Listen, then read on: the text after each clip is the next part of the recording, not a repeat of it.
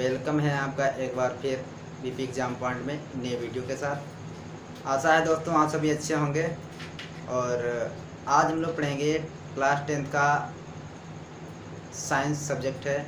और जो टॉपिक रहेगा हम लोगों का केमिस्ट्री में पढ़ेंगे रासायनिक अभिक्रियाएं और समीकरण। ठीक है, रासायनिक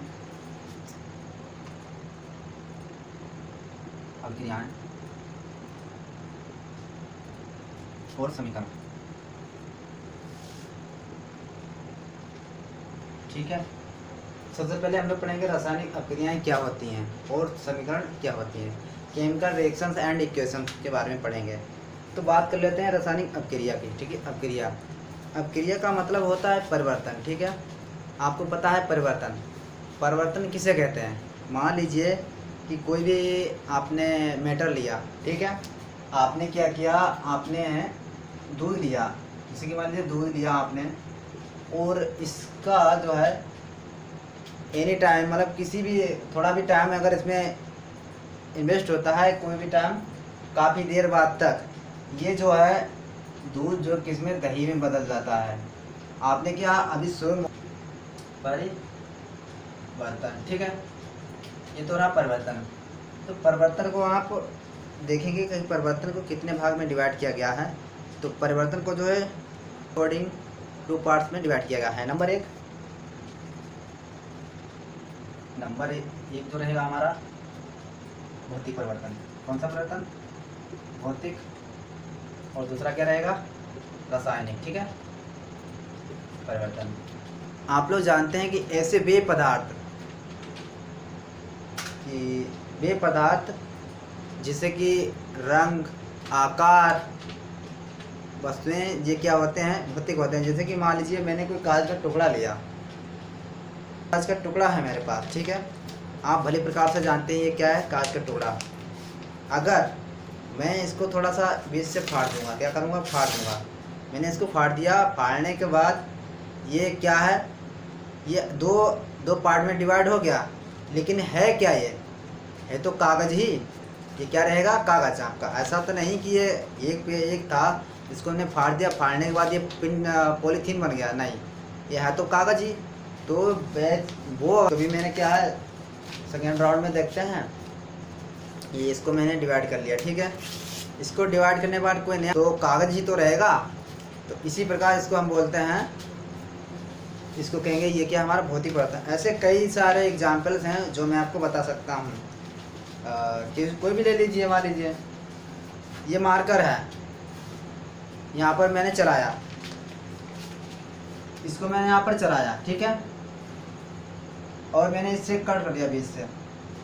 ये जो लाइन मैंने खींची थी ये तो ब्लैक थी, इससे कट करने के बाद क्या हरी हो गई, पीली हो गई? नहीं, ये लाइन ही तो है और ब्लैक ही है, जिसमें कोई परिवर्तन ना हो। ठीक है, वो क्या कहलाएगा?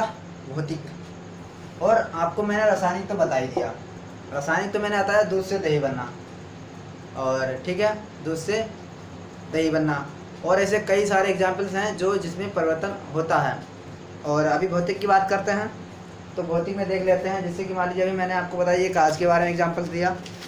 दूसरा बात कर लेते हैं, जैसे कि मान लीजिए बर्फ़ से जल बनना, लिक्विड बनना, मतलब पानी बनना। ठीक है, तो मान लीजिए क्या है, ये बर्फ़ है, क्या है, ये बर्फ़ है, ठीक है, ये बर्फ़ है। अब आपने देखा होगा क्या है, जनरली आपने देखा होगा हर जगह, आपने अपने घरों में देखा होगा फ्रीजर वगैरह रखे होते हैं, वहाँ पर बर्फ़ होता है, या कहीं जो भी घरेलू संबंधित वस्तुएं हैं उनमें यूज करते हैं। कहीं ना कहीं होता है, पासपोर्टों में बाहर जाते हैं, घूमने जाते हैं, आपने बर्फ़ देखा होगा रखा हुआ। कुछ समय तक क्या है, बर्फ़ रखा होता है, तो वहाँ पर क्या वो द्रव के फॉर्म में आ जाता है। किसके फॉर्म में आ जाता है? द्रव की फॉर्म में आ जाता है। द्रव की फॉर्म में क्या है, मतलब धीरे धीरे वो क्या है, उसको पिघल जाता है, प्रकाश पड़ता है तो वो धीरे धीरे पिघल जाता है, तो द्रव की फॉर्म में आ जाता है।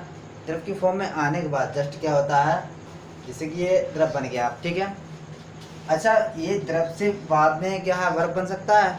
बन सकता है, क्यों नहीं बन सकता है? यही क्या है, मैंने मान लीजिए इसको, ये किसी भी कोई भी मान लीजिए गिलास ही ले लो, ठीक है, आप या बोतल ले लीजिए, ठीक, कोई भी ले लीजिए बर्तन, आपने उसमें क्या है, जल पुनः उसमें जल भर दिया, ठीक है, जल भरने के बाद, जैसे कि मान लीजिए जल भर दिया आपने, फ्रीजर होता है, फ्रीजर में आपने रख दिया, या कहीं जो लेप वगैरह होती है आपने रख दिया उसमें, या ठंड वगैरह होती है, आपने देखा होगा अक्सर जनरली क्या है कि ठंड वगैरह में वो कोहरा वगैरह पड़ता है, तो वहाँ पर लोग कहते हैं कि ये पाला जम गया, वो जम गया, ठीक है, वो जम जाता है। तो उसके बाद जो कुछ समय बाद क्या धूप वगैरह निकलती है, फिर अपना वापस वाष्पित हो जाता है, ठीक है, सूख जाता है। तो क्या है, ये बर्फ जो द्रव जो है, पुनः रखने के बाद कुछ समय बाद आप लोग देखेंगे, जो शाम को आपने रख दिया या 2 घंटे बाद 3 घंटे बाद क्या देखेंगे उसको रखने के बाद, तो फिर वापस जो है बर्फ़ की फॉर्म में आ जाएगा। तो ये भी हमारा क्या कहलाएगा, भौतिक परिवर्तन कहलाएगा। क्या कहलाएगा, भौतिक परिवर्तन कहलाएगा। इतना आप लोग समझ गए, ठीक है।